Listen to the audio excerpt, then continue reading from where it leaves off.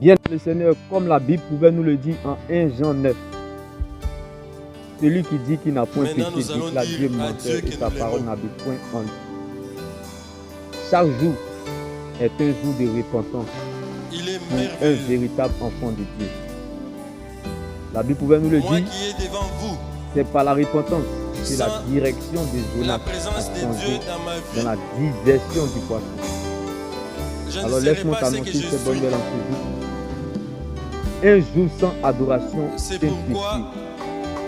L'adoration est le produit du point d'état d'inspiration. Rester sans rien. Dans l'adoration, que se découvre la profondeur de votre victoire. Alléluia. Adoration, que se découvre la profondeur de votre victoire.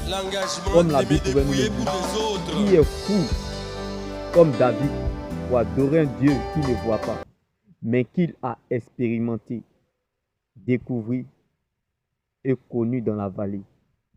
Bien-aimé, laisse-moi t'annoncer cette bonne nouvelle en ce jour. Comme l'histoire des Bartimée, le diable a volé les yeux des Bartimée, mais il a oublié de prendre sa bouche. Bien-aimé, laisse-moi t'annoncer cette bonne nouvelle en ce jour.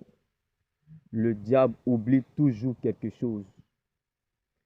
Car Dieu commence toujours à travailler avec ce qui reste.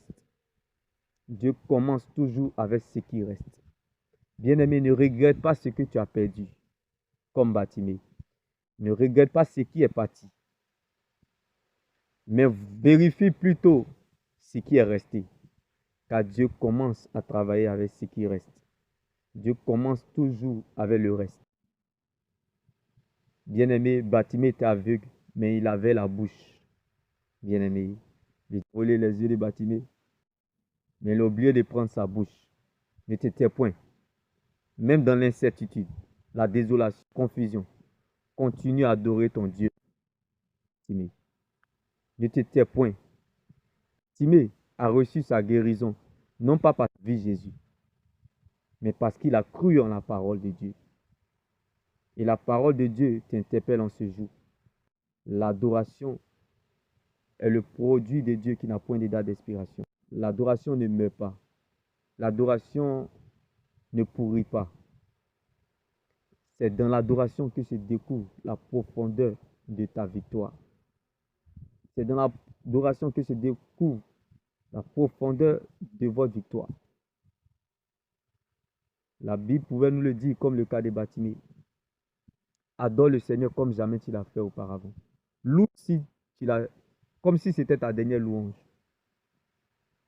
Car bien-aimé, si tu veux avoir ce que tu n'as jamais eu, commence à faire ce que tu n'as jamais fait. Bartimée ne pouvait pas regarder, mais la Bible déclare qu'il a vu Jésus parce qu'il a cru en la parole de Dieu. Tout arrive à celui qui croit et non à celui qui voit. C'est dans l'adoration que se découvre la profondeur de ta victoire. Bien-aimé, ne te tais point. Continue à adorer ton Dieu comme Bartimée, car tu sais ce que tu vis. Et tu sais que celui qui passe, bien-aimé, il peut te changer. Il peut te tromper. À ce jour-là, Jésus-Christ était en sa direction. Mais vous passez par la gauche, vous passerez par la droite, vous tomberez sur Jésus-Christ au carrefour. Bien-aimé, la promesse n'a pas d'âge, mais elle est un destinataire. C'est bel et bien toi, bien-aimé. Ne te tais point. Car Bartimée était aveugle, mais il avait la bouche.